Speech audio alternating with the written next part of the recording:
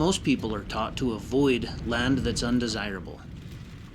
Having bad weather, a bad location too far from town, less rain, less water.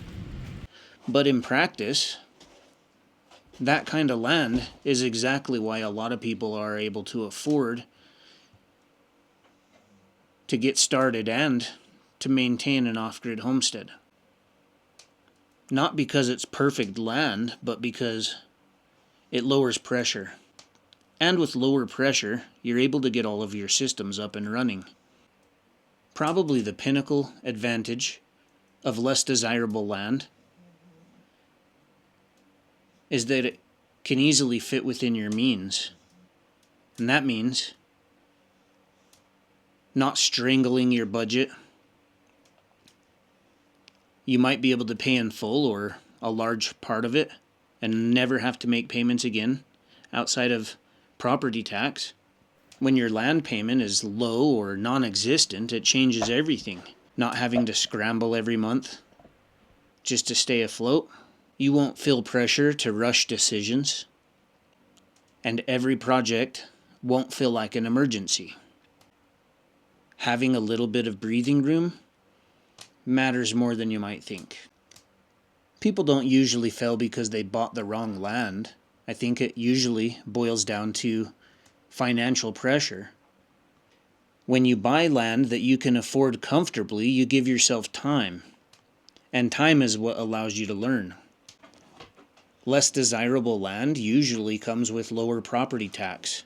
And that might not sound flashy at first, but it is one of the number one complaints people have about land is property tax. And, well, if it's a fraction the cost of another piece of land, then it might be the right one for you. Lower taxes would definitely correlate with lower stress levels, and that saved money can go back into the systems, which is what's helping you build wealth in the first place. Having shelter, water, food, power. Once your needs are met, you don't have as large of a gap to fill every month. To be clear, I'm not talking about cutting corners. I'm talking about removing ongoing obligations so that your land can support you rather than drain you. Something else people don't often talk about is expectations. If you buy the most wonderful, beautiful homestead property on earth, and you've got this vision of a really expensive wood fence and, a white picket fence around the home, and the home has stone work, and before you know it, you're adding a whole lot of pressure where it doesn't need to be. High pressure land in a wonderful area might come with high pressure neighbors and zoning and visibility comparisons. I think less desirable land usually gives you more privacy and less expectations. That matters when you're learning, because you're going to make mistakes and learn along the way, and having that space to do that makes it easier.